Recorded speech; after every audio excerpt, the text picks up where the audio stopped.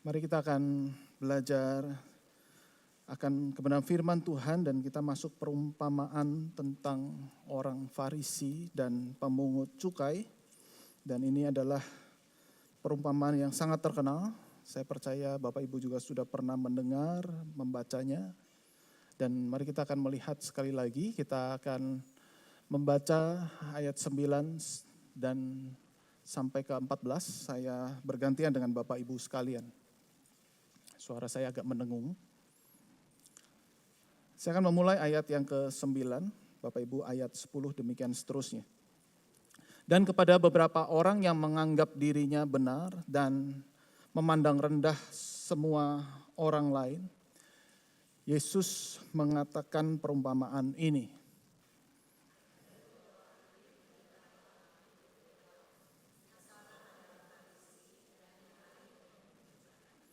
Orang Farisi itu berdiri dan berdoa dalam hatinya begini, "Ya Allah, aku mengucap syukur kepadamu karena aku tidak sama seperti semua orang lain.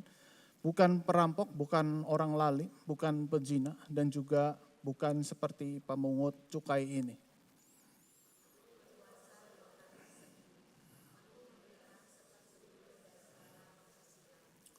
Tetapi pemungut cukai itu berdiri jauh-jauh, bahkan ia tidak berani menengadah ke langit, melainkan ia memukul diri dan berkata, "Ya Allah, kasihanilah aku, orang berdosa ini."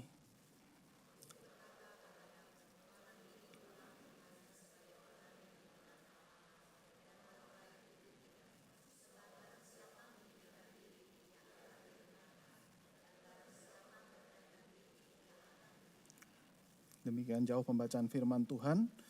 Berbagailah setiap kita yang membaca dan merenungkan dan melakukan di dalam keseharian kita. Nah Bapak Ibu yang terkasih, ketika kita membaca perikop ini, saudara, tips yang penting untuk kita sama-sama pahami adalah jangan membawa konteks kita hari ini untuk melihat siapa orang Farisi dan siapa pemungut cukai. Nah maka kalau kita seringkali bawa dengan konteks kita hari ini, kita melihat orang Farisi orang jahat. Karena dimusuhi sama Yesus. Pemungut cukai orang yang baik. Nah, kita gagal ketika kita melihat dengan kacamata seperti ini. Maka kita perlu melihat bagaimana orang Yahudi melihat orang Farisi pada saat itu. Orang Farisi orang baik. Orang yang luar biasa, rohaniwan. Menjaga hukum Tuhan dan melakukannya secara detail, secara ketat. Tetapi pemungut cukai adalah orang yang jahat. Orang yang jahat mereka dipakai oleh pemerintahan Romawi untuk apa? Memungut pajak. Pinter. Orang Romawi pakai memungut pajaknya lewat orang Yahudi. Ya, pakai tangan daripada orang lain. Supaya dianggap bukan penjahat. Tapi orang yang dipakai ini adalah orang yang jahat. Jadi orang Yahudi yang menjadi pemungut cukai ini terkesan dia makan teman. Ya. Dia bisa naikkan pajaknya sesukanya, ya, padahal pajak yang diberikan juga sudah cukup tinggi sehingga ia bisa dengan mudahnya juga untuk menaikkan pajak kepada sesamanya. Jadi kita melihat di sini, saudara-saudara, bagaimana orang pemungut cukai dan orang Farisi ini punya stigma yang sangat kontras sekali, yang satu sangat baik, yang satu sangat jahat. Nah ini mirip dengan perikop sebelumnya, di mana dikisahkan ada janda yang memohon kepada hakim yang tidak benar, lalu kemudian dengan permohonannya akhirnya hakim yang tidak benar itu meloloskan atau mengabulkan akan permohonan kepada janda pada saat itu. Janda pada saat itu adalah orang yang terbuang, orang yang terpinggirkan, kehilangan suami, kehilangan segala-galanya, kehilangan masa depan. Lain sama janda hari ini, kalau lihat di TV-TV atau berita tentang artis, saudara ya. Ditinggalkan suami, dapat berondong suami baru lebih ganteng dan sebagainya. Ini lain saudara ya. Tetapi pada saat itu janda pada saat itu begitu punya stigma negatif, dia ditinggalkan suami, meninggal suaminya. Saudara di sini dia tidak ada pengharapan, miskin, tidak ada masa depan. Sama seperti pemungut cukai yang begitu jahat. Dia akan dibuang, dia akan dipinggirkan. Dianggap orang ini tidak ada pengharapan, tidak ada religiusnya sama sekali. Dan di sini kita bisa melihat bagaimana ketika kita melihat doa orang Farisi yang berdoa di dalam hatinya. Dan mari kita menilai seperti apa doa orang Farisi ini. Di dalam ayat yang 11 dikatakan orang Farisi itu berdiri dan berdoa dalam hatinya begini. Ya Allah, aku mengucap syukur kepadamu karena aku tidak sama seperti semua orang lain, bukan perampok, bukan orang lalim, bukan pezina, dan juga bukan pemungut cukai ini.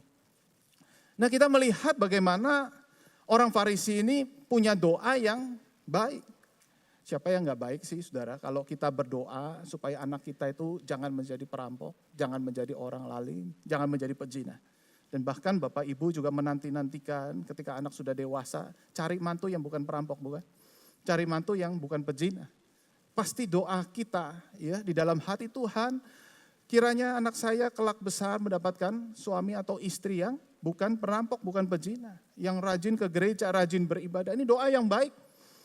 Tetapi masalahnya di mana ketika Yesus itu mengkritik doa seperti ini. Saudara, masalahnya adalah ketika seorang Farisi itu berdoa dalam hatinya, dia berdoa, dia membandingkan dirinya dengan pemungut cukai ini. Saudara bisa melihat bagaimana kesombongan rohani yang muncul di dalam hati. Dan ketika dia melihat ada orang yang lebih tidak rohani, dia membandingkan bahwa inilah luar biasa apa yang aku alami, apa yang aku capai hari ini. Nah saudara-saudara, sebenarnya ini bukan doa yang baru di kalangan orang Yahudi. Kalau kita perhatikan dalam Mazmur 17, dikatakan doa Daud pernah berdoa dengan cara yang mirip. Tetapi dengan motivasi yang berbeda. Dikatakan dengarkanlah Tuhan perkara yang benar.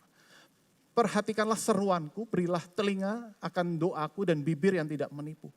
Daripadamulah kiranya datang penghakiman, matamu kiranya melihat apa yang benar. Bila engkau menguji hatiku, memeriksanya pada waktu malam dan menyelidiki aku, maka engkau tidak menemui suatu kejahatan. Nah saudara, ini mirip. Aku tidak seperti orang jahat itu. Aku tidak perampok, aku bukan orang lalim. Dan pemazmur Daud juga berdoa seperti ini. Pertanyaannya bedanya di mana? Saudara, bedanya adalah konteks pemazmur atau Daud saat itu mengalami penganiayaan. Mengalami penderitaan yang begitu besar. Sehingga dia harus memeriksa dirinya. Dan biasanya ketika seorang itu melakukan dosa, Tuhan memberikan penghukuman kepadanya. Dan dia memeriksa hatinya. Dan Daud melihat Tuhan yang menjadi pusat. Tuhan, apakah aku ada yang salah? Aku tidak berbuat jahat kepadamu. Tetapi apakah ini menjadi konsekuensi hukuman ketika aku melakukan kejahatan? Sekarang aku tidak melakukan kesalahan, tapi apa yang terjadi dalam hidupku ini seperti seorang yang berbuat salah. Tetapi berbeda saudara dengan orang Farisi yang dalam keadaan yang baik-baik saja. Tidak ada penderitaan, tidak ada persecuted pada saat itu. Konteks orang Farisi ketika beribadah tentunya ada tempat lain. Tetapi kita melihat di sini orang Farisi itu justru membandingkan dengan pemungut cukai. Itu yang menjadi persoalan. Dalam keadaan yang baik dia melihat ada orang yang lebih rendah, ada orang yang lebih lemah imannya, tetapi dia membandingkan bahwa dirinya yang menjadi segala-galanya. Saudara bisa perhatikan di sini, bagaimana pusat daripada orang Farisi ini adalah self-center. Tetapi pemazmur adalah God-center. Di mana apa yang Tuhan mau, apa yang Tuhan mau kerjakan di dalam hidupku. Dan kenapa Tuhan melakukan hal ini, apa yang salah dia berefleksi terhadap dirinya. Tetapi lihat, orang Farisi itu justru dia melihat self-center. Tuhan, lihat apa yang kulakukan. Lihat apa yang kucapai. Selama ini aku berhasil menjadi orang baik. Selama ini aku berhasil untuk tidak menjadi perampok. Selama ini aku berhasil untuk mencapai prestasi kefarisianku. Dan berbeda dengan pemungut cukai itu.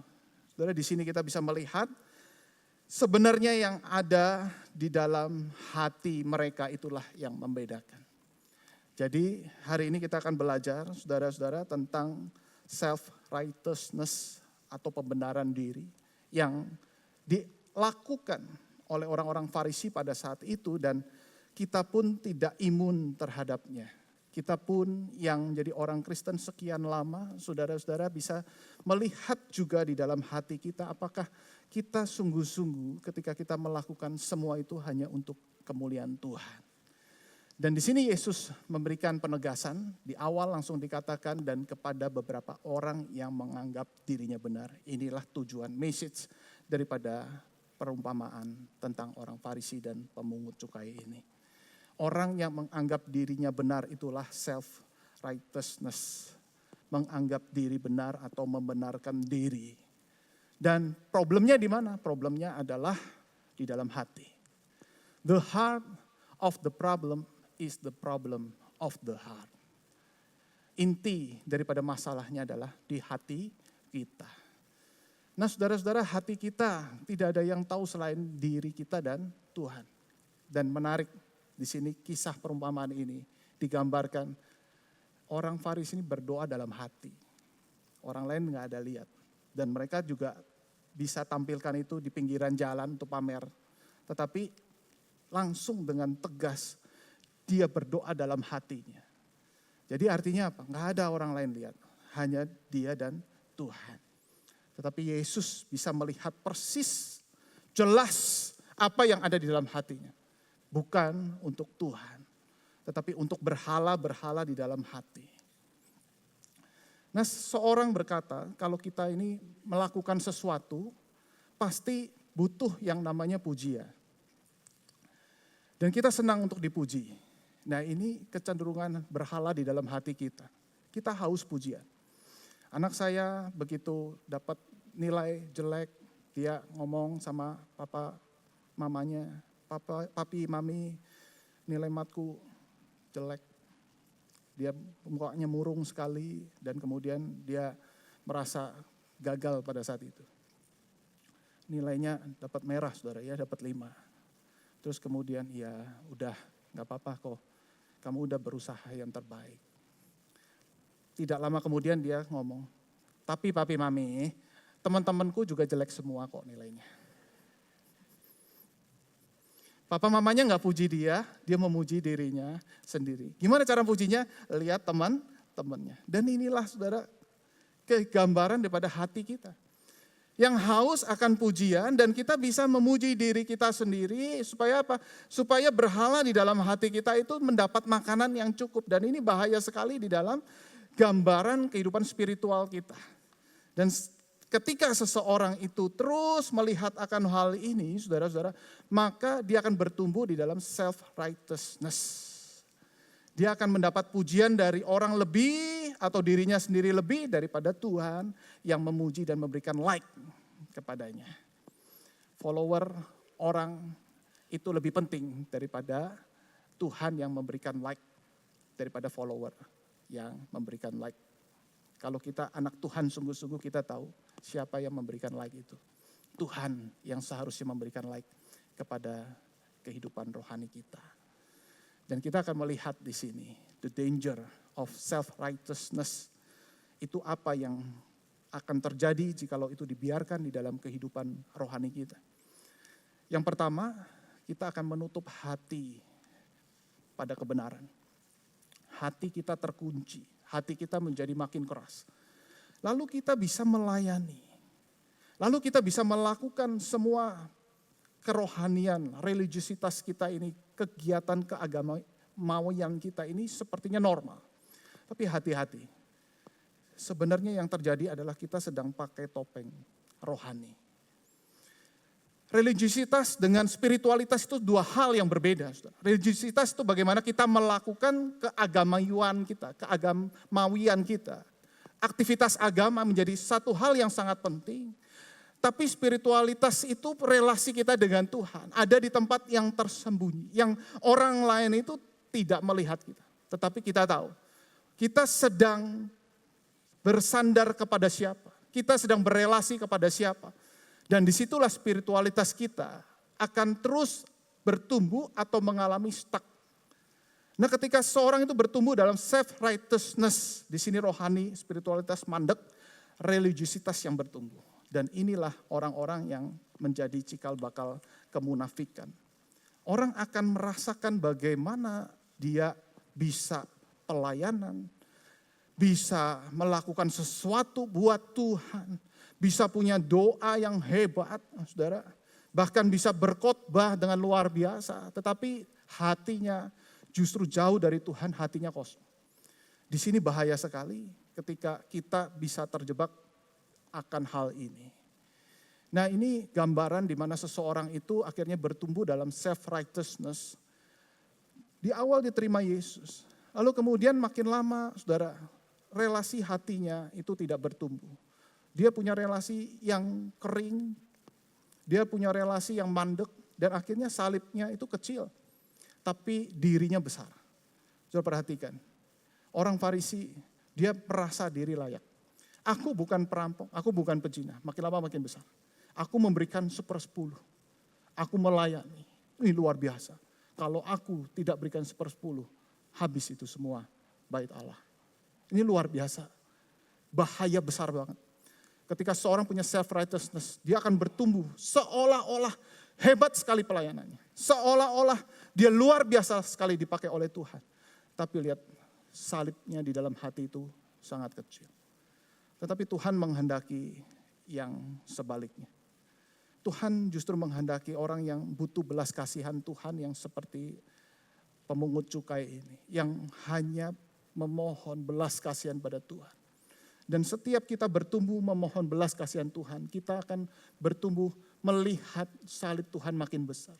Kita makin melihat diri kita tidak layak. Kita makin melihat diri kita ini, Tuhan, aku gak layak Tuhan. Tapi kalau Tuhan melayakkan aku, itulah kasih karunia Tuhan yang cukup bagiku. Di sini kita melihat, saudara, ada seorang yang bisa bertumbuh dan merasa hebat sekali dipakai sama Tuhan. Tetapi ada orang yang merasa tidak layak dan Tuhan bisa pakai, dan Tuhan justru melihat orang yang seperti ini. Tuhan memperkenan orang yang punya harga yang sungguh-sungguh dia mau bayar, dan betul-betul dia melihat Kristus, harga yang terbesar di dalam hidupnya. Disinilah, saudara, bagaimana Kristus itu menyatakan kasih dan berkenan bagi orang yang butuh belas kasihan Tuhan. John Calvin, dia mengatakan seperti ini dengan kalimat yang sangat baik. Pertobatan bukan hanya sekedar awal dari kehidupan Kristen, tetapi pertobatan adalah kehidupan Kristen itu sendiri. Seorang bertanya, kapan kamu bertobat? Kita langsung ingat ya, dulu 10 tahun lalu aku dari agama yang lain, lalu dengar berita Injil dalam KKR, terus kemudian aku menangis, aku terima Yesus. Tetapi John Calvin justru berkata bahwa bukan hanya start awal, tetapi keseharian kita itu menjadi gaya hidup pertobatan di hadapan Tuhan. Apakah kita punya hati yang terus mau bertobat, melihat salib Tuhan yang begitu besar, makin lama makin besar, dan aku merasa aku orang berdosa. Atau justru kita berkata bahwa sekarang aku orang yang sudah layak, aku bisa melayani, aku dapat jabatan pelayanan, aku bahkan punya pengalaman di dalam pelayanan. Itu hati-hati, dengan hati yang seperti ini kita makin memiliki self-righteousness yang makin bertambah. Tetapi Tuhan inginkan apa? Tuhan inginkan humble grace. Ada dua, self-righteousness, humble grace. Humble grace itu rendah hati di hadapan Tuhan. Rendah hati bukan rendah diri, bukan.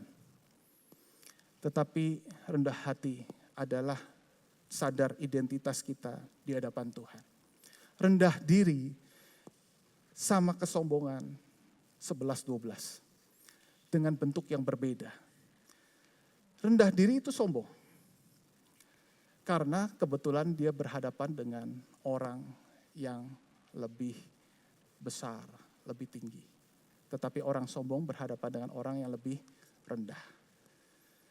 Ketika orang Farisi melihat pemungut cukai, dia langsung sombong. Kenapa? Karena pemungut cukai ini belum bisa berdoa.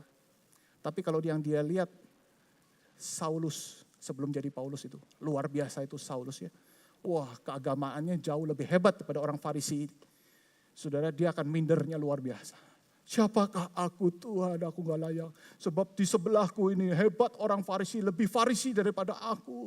Dia yang lebih layak, aku gak layak. Kebetulan dia ketemunya sama siapa? Kebetulan ketemunya sama pemungut cukai. Jadi kita bisa melihat di sini, saudara-saudara, self-righteousness bisa ditemukan juga dengan orang yang rendah diri, hati-hati. Aku nggak layak kenapa? Nggak layak karena dia lebih hebat daripada aku. Karena ada orang lebih berpengalaman padaku. Sehingga waktu nanti aku melayani Tuhan, aku malu sekali. Kenapa? Dinilai sama orang lain. Tetapi orang yang punya humble grace di sini dia sadar, dia rendah hati di hadapan Tuhan. Ini seperti Yesaya. Yesaya dia berkata, celaka aku binasa, aku orang najis bibir. Celaka aku tinggal di bangsa yang najis bibir. Tapi melihat Tuhan, Raja segala raja, Tuhan semesta alam, aku tak berkutik. Aku tidak mampu menolak akan panggilannya. Sehingga Nabi Yesaya berkata apa? Ini aku, utuslah aku. Dia tidak lihat orang di sekeliling, tetapi dia lihat diri kita dan Tuhan. Antara aku dengan Tuhan. Apakah Tuhan mau pakai aku? Tetapi self-righteousness ini bahaya. Aku pakai Tuhan untuk kepentinganku. Saudara, dipakai Tuhan atau memakai Tuhan. Orang yang self-righteousness, dia akan memakai Tuhan untuk kepentingannya. Bisa saja seorang melayani itu sebenarnya sedang pakai Tuhan. Untuk apa? Untuk bisa lebih diterima, untuk bisa lebih populer dan sebagainya. Dia sedang pakai Tuhan untuk kepentingan pribadi. Tapi orang yang sungguh-sungguh humble grace, dia akan berkata sama Tuhan, Tuhan silakan kau pakai aku. Tuhan mau aku apa? Aku mau melayani engkau, tapi kalau Tuhan yang panggil, Tuhan yang pakai, aku siap untuk melayani Tuhan. Ini humble grace. Jadi kita bisa melihat di sini ada dua cara melihat yang berbeda. Dan akhirnya kita masuk di dalam danger yang kedua, yaitu kita mudah menghakimi orang lain. Orang yang self-righteousness akan mudah menghakimi orang lain. Nah di sini bukan berarti kita tidak boleh menghakimi orang. Ada yang berkata kalau begitu apakah kita tidak boleh menghakimi orang lain? Yesus sedang menegur orang Farisi yang menghakimi, artinya Yesus juga menghakimi orang Farisi yang suka menghakimi. Berarti kita bisa melihat di sini namanya penghakiman atau menilai orang, sebenarnya dua kata itu sama, spiritual discernment yang menjadi basic atau pondasi ketika kita menilai orang. Kalau tidak ada penghakiman atau penilaian, saudara kacau sekali. Saudara tidak boleh menegur anak berbuat salah misalnya. Oh anak bandel kurang ajar, jangan menghakimi. Saudara di pekerjaan ada pegawai yang melanggar ya secara moral dan sebagainya. Oh jangan menghakimi, hancur saudara ya lama-lama. Kalau negara kita juga seperti itu. Tidak boleh menghakimi, tidak boleh menghakimi. Dia sedang menghakimi dengan cara tidak menghakimi. Berarti saudara kita melihat bagaimana dalam bagian perikop ini, Yesus pun sedang menghakimi. Tetapi dengan kacamata Kristus, dengan kacamata Injil Kristus. Dan jatuh penghakimannya bahwa yang benar adalah pemungut cukai dan yang salah adalah orang Farisi. Berarti kita bisa melihat gimana cara penghakiman Tuhan. Yaitu dengan kacamata Tuhan melihat hati. Melihat hati, bukan penampilan religius. Yang namanya kita melayani, bukan fasilida, bukan energi, bukan pengalaman, bahkan jabatan. Tapi hati yang sungguh-sungguh. Apakah kita punya hati yang sungguh-sungguh untuk melayani Tuhan? Apakah kita punya hati yang tulus untuk terus mau belajar firman Tuhan? Nah, orang yang punya hati, dia punya cinta terhadap Tuhan. Dan ditandai dengan cinta terhadap firman. Dia akan menghargai firman Tuhan. Dia akan sungguh-sungguh punya kehausan akan Tuhan. Dan belajar akan firman Tuhan. Dan orang yang punya hati yang sungguh-sungguh, dia juga akan terlihat di dalam keluarga terdekatnya. Orang yang paling dekat dia akan bisa melihat. Apakah dia sungguh-sungguh melayani Tuhan, itu akan nampak ketika dia melayani anggota keluarganya. Dia bisa sungguh-sungguh ditampil di depan. Tetapi di dalam hatinya itu sebenarnya kosong. Dia sedang haus akan penampilan dan Tuhan tidak mau akan hal itu.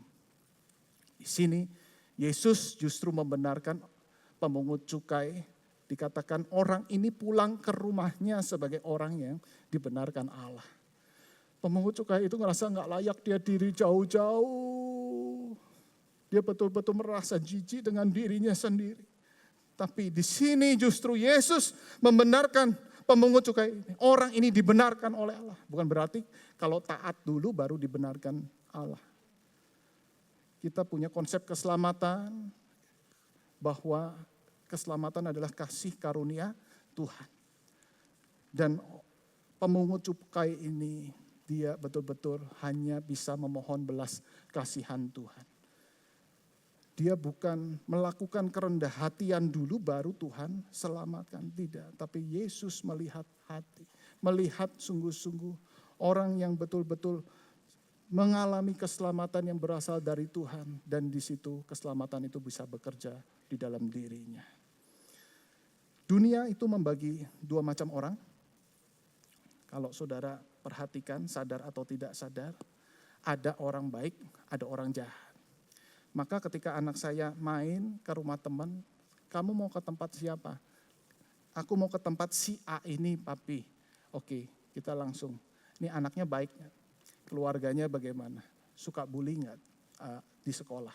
Dan kita tanya, integrasi, tanya-tanya, lalu kemudian oke, ini anaknya baik, silakan kamu pergi ke sana. Dan kebanyakan kita juga membagi dunia ini orang baik, orang jahat. Tetapi saudara-saudara, kita sadar ketika kita belajar tentang orang Farisi dan pemungut cukai ini, sebenarnya Yesus ingin menyadarkan kita, cuma ada dua macam orang.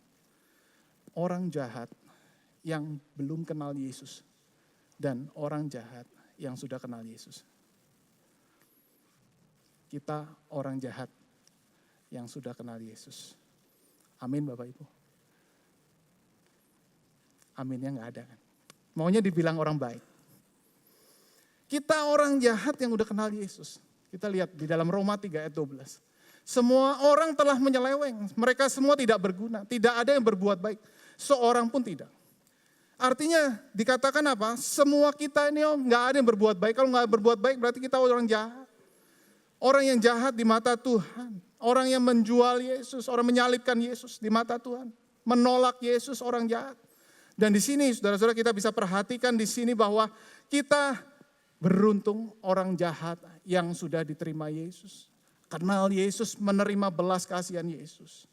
Nah pada berapa tahun yang lalu film Joker, lalu kemudian orang pada posting, dia ngomong begini, tidak ada orang jahat sebenarnya.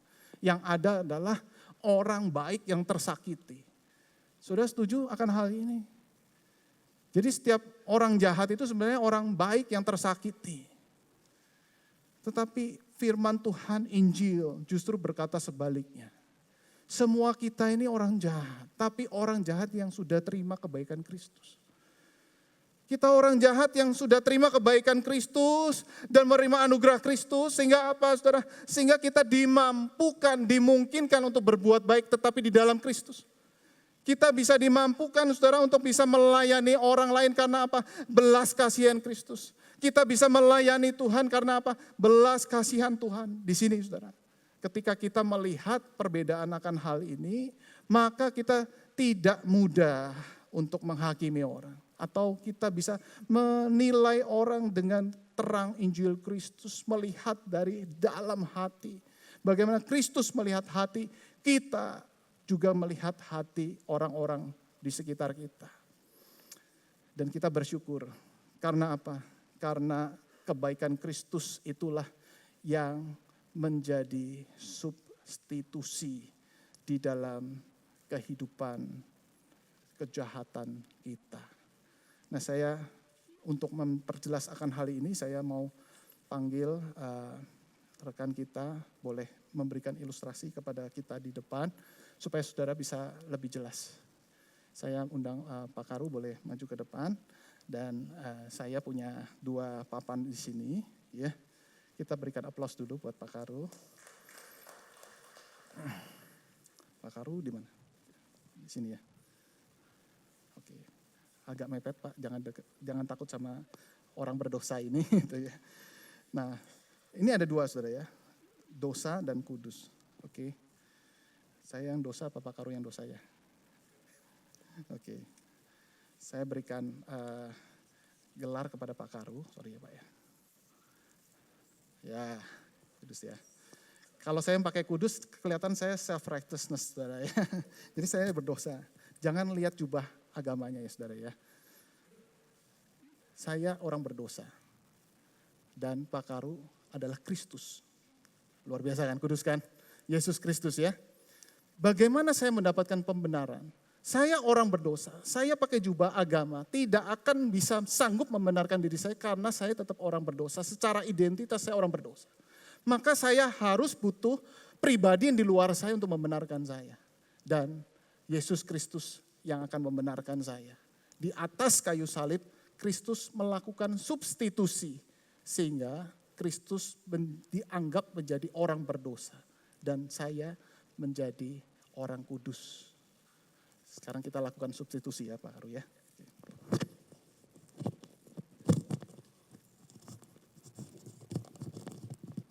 Nyangkut gimana Pak? Bisa tahu.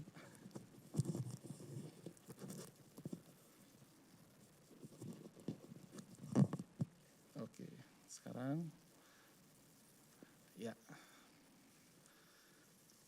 Sekarang saya dapat identitas yang baru, orang kudus. Orang kudus artinya dipisahkan. Artinya orang jahat yang udah dipisahkan karena menerima kebaikan Kristus.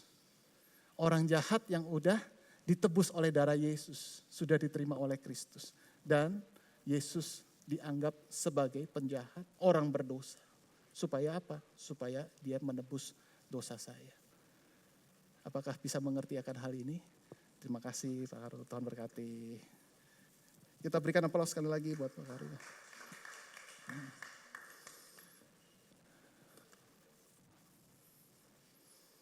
Saudara, kalau kita memahami akan hal ini, saudara, kita akan hanya bisa bersyukur sama Tuhan. Karena apa? Karena hanya ada satu orang yang benar-benar baik. Dia tidak pernah berbuat kejahatan. Di dalam Kristus kita dibenarkan, saudara, karena apakah kita tidak mampu membenarkan diri kita sendiri, jadi butuh Kristus yang membenarkan kita. Dan kita dibenarkan karena Kristus yang memberikan anugerah kepada kita. Karena Kristus yang memberikan keselamatan kepada kita. Karena Kristus memberikan pengampunan, penerimaan kepada kita. Bukan kita yang mampu melakukannya. Dan di situ saudara-saudara kita bisa melihat bagaimana menurut Jonathan Edwards, dia berkata, kita sebenarnya tidak punya kontribusi apapun untuk keselamatan kita. Kecuali dosa.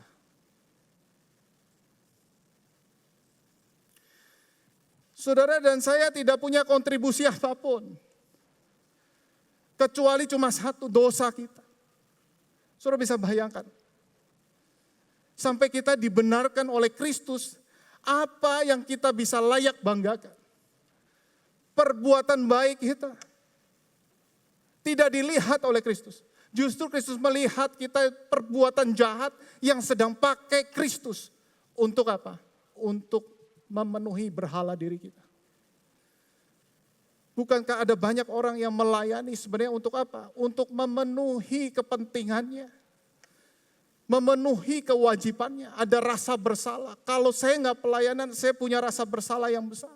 Kalau saya nggak pelayanan, nanti gimana dilihat orang. Kalau saya nggak pelayanan dan sebagainya, saudara. Rekan pelayanan bisa jadi rekan bisnis dan sebagainya, saudara. Dan semuanya itu untuk kepentingan kita. Dan Tuhan melihat hati yang paling dalam. Di sini kita dibongkar, ditelanjangi oleh Tuhan. Apa kontribusi kita? Dosa. Dan ketika kita sadar akan hal ini, saudara, artinya kita betul-betul takjub dengan anugerah Tuhan. Di sisi yang lain, kita akan terkesima. Kok bisa ya orang seperti saya dapat anugerah seperti ini? Kok bisa ya Tuhan rela mati? Kok bisa ya Tuhan Allah yang Maha Kudus mencari kita orang yang berdosa, menerima kita dengan tulus. Dia yang tidak berdosa, tapi rela untuk dijadikan berdosa. Kita yang berdosa, menjadikan diri kita menjadi kudus. Kok bisa ada kasih yang seperti ini? Kok bisa ada kasih yang nampaknya tidak adil ini? Kenapa saya katakan tidak adil? Karena hanya orang pilihan yang mendapatkan akan hal ini. Tidak semua orang. Tidak semua orang mendapatkan kasih karunia di dalam Kristus. Karena semua orang telah berdosa. Semua orang telah jahat. Dan Tuhan pilih sebagian. Orang yang jahat yang sebagian itu dapat anugerah Tuhan. Dan ketika kita sadar akan anugerah Tuhan yang besar seperti ini. Seperti John Newton itu berkata, aku ini pendosa besar, tapi punya juru selamat yang besar. Dua hal ini harus digabungkan. Aku pendosa besar, tapi punya juru selamat dan anugerah yang besar. Tidak mungkin kita bisa menerima anugerah yang besar kalau kita tidak sadar kita adalah pendosa besar. Saya tutup dengan satu kalimat yang indah dari seorang pastor. Kasih karunia hanya menakjubkan bagi Anda saat Anda menyadari betapa malangnya nasib Anda. Di sini kita coba pikirkan seandainya kita tidak berjumpa dengan Kristus. Betapa malangnya nasib kita. Tetapi karena kita berjumpa dengan Kristus, kita menerima kebaikan Tuhan. Kita orang jahat itu yang terima kebaikan Tuhan. Maka kita bisa memungkinkan untuk berbuat baik kepada orang lain.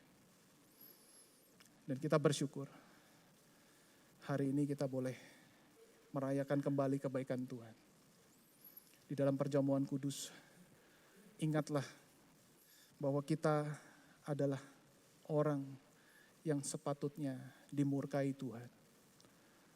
Tetapi kita sungguh takjub bahwa Tuhan ternyata mengasihi kita.